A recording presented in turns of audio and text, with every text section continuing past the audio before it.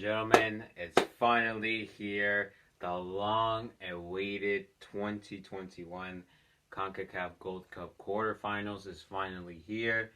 It honestly feels like years since the last match. I think it was Panama against Grenada. So, anyways, it feels good to be back. Let's just get started because our first day of the quarterfinals did not disappoint, and the first game was Qatar versus El Salvador. Uh, Almaz scores in just a minute and a half to put Qatar and take the early lead against El Salvador. Then 7 minutes, Aziz scores a brilliant blast in the end of the box to stun El Salvador. And Qatar it did look like they were really good in these little 10 minutes. But after the 15 minutes, it did look like El Salvador was gonna score, especially in the second half. I think after the 15 minutes, they started composing themselves, they started, taking this game under control, and they were all over Qatar. I mean, Qatar, they did have some chances sprinkled in, but I think, in my opinion, El Salvador, they didn't score anything in the first half, even though they were all over Qatar. But I think, in my opinion, it was just the decision making from El Salvador. But luckily for Qatar, they do get a penalty from a handball from Surin, from a kick from Almaraz. Now, it was reviewed by VAR. A lot of people would say it's not because it rolled over Siran's leg and it rolled over to his hand. That's where the handball came. But you know what? I don't know. Some people say it's not. Let me know what you guys agree. It's a messy situation to get in. I'm not even gonna talk about who is right and who is wrong. But anyways, it stands. VAR checks it and it's good. It stays as a penalty. Sirin he gets a yellow card. The player that got the handball, and Almaraz scores to make it 3-0. Now after this, it looked like El Salvador it was over for them. But Rivas scores between the Qatari goalkeeper to pull one back in the 63rd minute.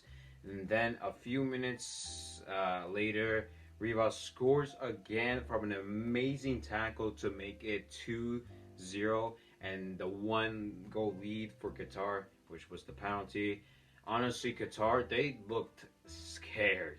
Now, so unlucky for El Salvador because Rivas does score again in the 72nd minute, but unfortunately he's offside and his hat trick doesn't come to him.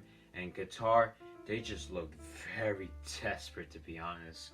But after this, Qatar, they hold on for dear life, Jesus Christ. But they make it out alive, and I swear, El Salvador, when they're in panic mode and game mode, but like Panic Edition, they are scary, to be honest. World Cup qualifiers, let me tell you guys, El Salvador is going to be a problem for Mexico and the U.S. Listen, I kind of feel bad for El Salvador, but you know what? It was a close game, to be honest. I expected this. Two good teams going at it. But I think the problem with Qatar is that they couldn't focus, and that caused them to make terrible defensive mistakes. But anyways, it doesn't matter because Qatar are the first team to make it in the semifinals. So, yeah, I feel bad for El Salvador, like I said, but at the same time, another team came out alive.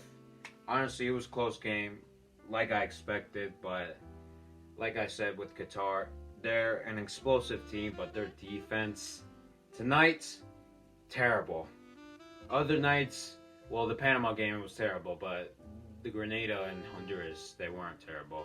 But this, yeah, they're gonna have to fix if they gotta go to the final. And yeah, speaking of the person that might go to the final, the reigning champions, Mexico, they fought against Honduras. Now, Funes Mori does score in the 20th minute from an amazing one, and it's a rocket, to be honest, like he always scores in Liga MX. But it's called offside. But unfortunately for Honduras, Funes Mori does score a header from a cross in the 26th minute, and this one counts, unfortunately, for Honduras. And then 5 minutes later, Dos Santos scores a volley to put Mexico up by 2. Then in the 38th minute, Pineda scores from an amazing ball from Corona that was caused by a giveaway. And I like the little dance Pineda did. You know, I don't know what he's on or what he had before, I guess, breakfast, but I want some of that too. Now, Moreno does score in the 66th minute from a sloppy fight to get the ball, but like Funes Mori in the, when was it, like 20th minute, but it's called offside, unfortunately. But anyways, Mexico did have chances, but they never did score again. And Honduras, they did have a couple chances, to be honest. I mean, the goalkeeper did have to make a few saves, but unfortunately, Mexico, they don't concede a goal, and it ends up being a 3-0 win against Honduras, and arguably Mexico's best game in this tournament. But I'm not really sure yet, because this was an Honduras side that was plagued with injuries, so maybe. And to be honest, Honduras, they looked like a team that was just mentally, it wasn't there. It just looked like a team just dead. And the only person that was actually doing something was Luis Lopez. And I actually kind of feel bad to not just Luis Lopez, but Honduras. I mean, they weren't good tonight. I feel bad for them. But hopefully that can change. World Cup qualifiers. Yeah, starts in September, guys. Maybe I might make videos on that. Who knows? But I don't know. El Salvador was probably better. I don't know. Let me guys know which you think in the comment section. So anyways, guys, there goes 7 minutes of your life. Now, there's gonna be more minutes wasted in your life with tomorrow, Jason. So what are you waiting for tomorrow, Jason? Go with the boring side. By that I mean the US and Canada, because they're actually kind of boring. So, take it away tomorrow, Jason. Muchas gracias, Yeso. And you know what? You're right, Jason. I did get the boring games because our first game actually wasn't boring, but the U.S. game was boring. But it was our first game was Costa Rica versus Canada. Hoylet scores as he kicks it over the Costa Rican goalkeeper as he goes off his line. Just terrible goalkeeping. But anyways, he scores from a great pass and across the field in the 18th minute. But after this, Costa Rica had little chances, but as soon as it goes to the end of the first half, Canada were just pressuring Costa Rica, and they had chances in the first half. But then Estacio pounces on a bouncing ball in the box and smashes it home in the 68th minute. But it ends a 2-goal win for Canada as they qualify for the semifinals for the first time in 14 years. Okay, Canada, I see you. I didn't see them making it because, you know, they lost their best players like Alfonso Davies and Jonathan David and Kyle Lauren. So anyways, I think they're losing someone in the next game too because of yellow card suspension. So stupid how they didn't even reset after group stage. But you know what? I guess it makes sense after the quarterfinals. But you know what? Just why even add yellow card accumulation? But anyways, enough talking about how CONCACAF makes dumb decisions because they're CONCACAF. Our next game was the U.S. and Jamaica.